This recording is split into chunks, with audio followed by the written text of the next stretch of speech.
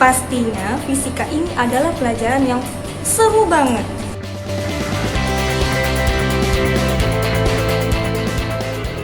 Supaya lebih semangat, masih ingat kan target lulusan kita? 9 target lulusan AIS. Akidah yang sahih, ibadah yang benar, akhlak mulia, sehat dan kuat raganya, bersemangat mencari ilmu, disiplin dan mandiri, bersemangat dan mampu melaksanakan amar ma'ruf nahi munkar, siap menghadapi tantangan menjadi warga dunia abad ke-21, mampu dan terbiasa membaca Al-Quran dengan benar, serta berusaha memahami isi kandungan Al-Quran.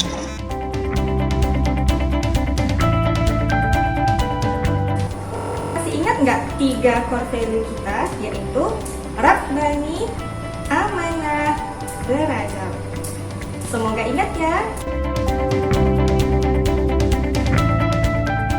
Nah, seperti biasa, sebelum kita mulai belajar, marilah kita membaca doa belajar terlebih dahulu. Siap-siap ya.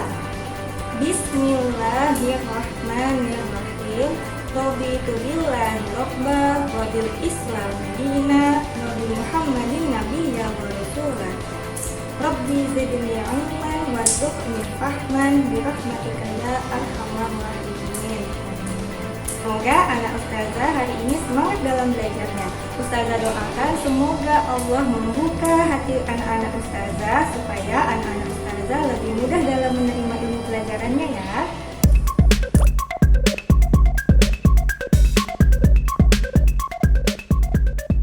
Tujuan pembelajaran pada hari ini: menyebutkan alat-alat dan bahan yang ada di laboratorium, menyebutkan alat-alat keselamatan kerja di labor, memahami tata tertib di laboratorium, dan memahami makna simbol keselamatan kerja di labor. Kamu pasti pernah kan melihat orang melakukan sebuah penelitian? Ada banyak hal yang harus diperhatikan seseorang ketika akan melakukan sebuah penelitian. Mulai dari memperhatikan alat dan bahan, prosedur, dan sebagainya. Kenapa harus seperti itu? Itu dilakukan untuk menghindari sebuah kecelakaan. Jadi, untuk menghindari adanya bahaya, kamu harus memperhatikan apa saja tata tertib di laboratorium, alat-alat dan bahannya, serta simbol-simbol bahaya yang harus kamu ketahui agar kamu tidak celaka.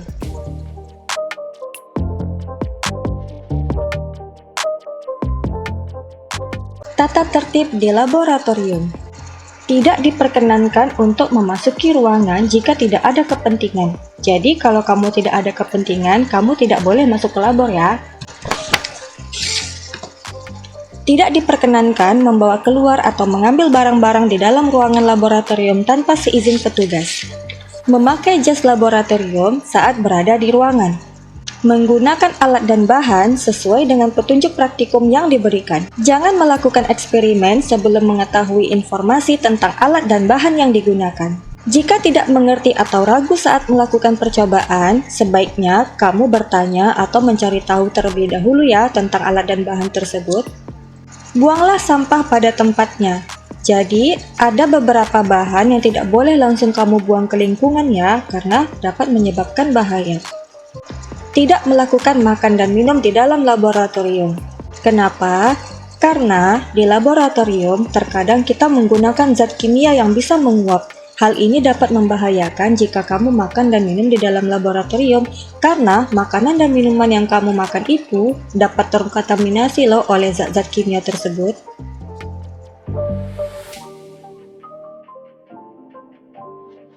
Kamu tentu sudah mempelajari alat-alat ini ya dalam pelajaran kimia. Nah, di labor fisika, alat-alat yang akan kamu temui kira-kira seperti ini ya. Sebagiannya bisa kamu lihat pada tabel ini. Jadi, ada stopwatch yang gunanya untuk mengukur waktu, ada ammeter dan voltmeter, ada barometer, dan lain-lain. Nanti seiring berjalannya waktu, kamu akan hafal sendiri apa saja alat-alat dan bahan yang ada di dalam labor fisika ya.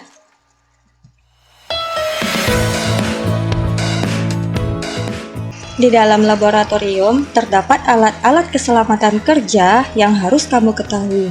Yang pertama adalah sarung tangan. Lalu selain itu ada sarung tangan khusus, kacamata khusus, masker, sepatu, jas lab, hidran, water shower, eye washer, pemadam kebakaran, bahkan alat pembersih juga diperlukan ya di labor. Dan yang terakhir adalah kotak P3K.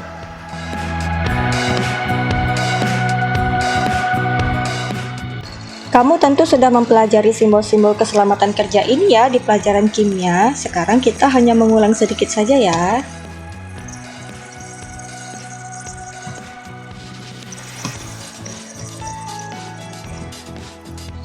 Nah, sekarang simbol keselamatan kerja di labor fisika. Mari kita perhatikan apa saja simbol yang ada di labor fisika. Yang pertama adalah simbol glassware hazard, atau benda yang terbuat dari kaca. Benda ini mudah pecah ya, jadi kalau misalnya kamu terkena pecahan kaca, maka bahaya yang ditimbulkan adalah luka sayatan. Cara mencegahnya adalah kamu harus menempatkan benda-benda ini pada lemari khusus, dan kamu harus berhati-hati ketika menggunakan benda-benda dengan tanda ini. Selanjutnya adalah simbol electrical hazard, yaitu bahaya listrik tegangan tinggi. Bahaya yang ditimbulkan adalah kesentrum listrik dapat menyebabkan kematian. Pencegahannya, kamu harus menggunakan sendal yang terbuat dari karet, yaitu isolator, pada saat praktikum di labor. Lalu, kamu juga harus menggunakan pakaian khusus dan sarung tangan karet. Radioactive hazard, yaitu bahaya bahan radioaktif. Masih sama ya dengan simbol di pelajaran kimia, hanya saja pada pelajaran fisika, biasanya simbol ini ditemukan pada instalasi nuklir. Bahaya yang dapat ditimbulkan adalah kerusakan jaringan pada sel tubuh, mutasi genetik, kerusakan rantai DNA kamu, dan juga dapat menyebabkan kanker.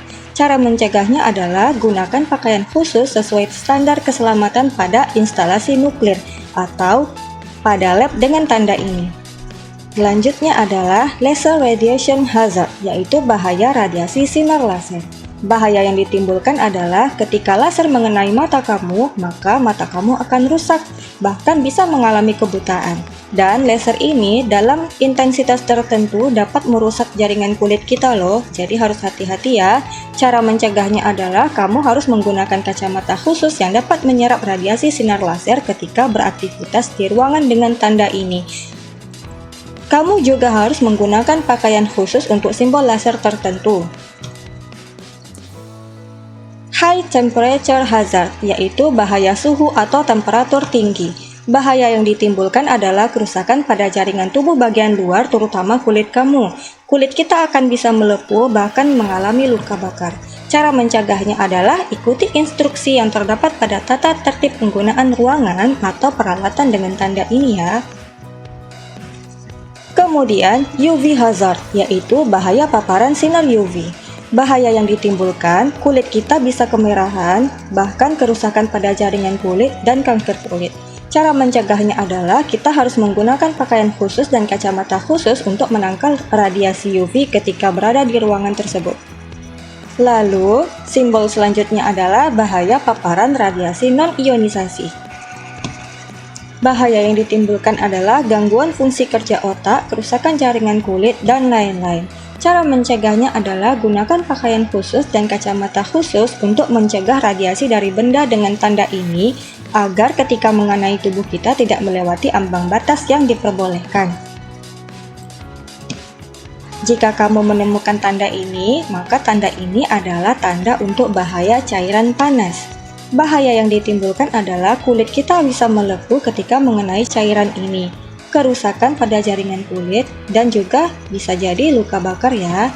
Cara mencegahnya adalah gunakan sarung tangan khusus anti panas ketika beraktivitas menggunakan benda dengan simbol ini.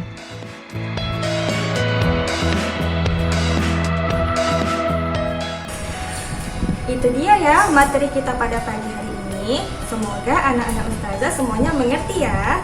Nah, anak ustazah kalau misalnya tidak mengerti silahkan hubungi ustazah di nomor WA ya. Cukup sekian dulu materi kita pada pagi hari ini. Kita tutup dengan lafaz hamdalah alhamdulillahirabbil alamin dan doa kifaratul majelis subhanakallahumma wa bihamdika asyhadu alla ilaha illa anta astaghfiruka wa atubu ilaik. Sampai berjumpa minggu depan. Assalamualaikum warahmatullahi wabarakatuh.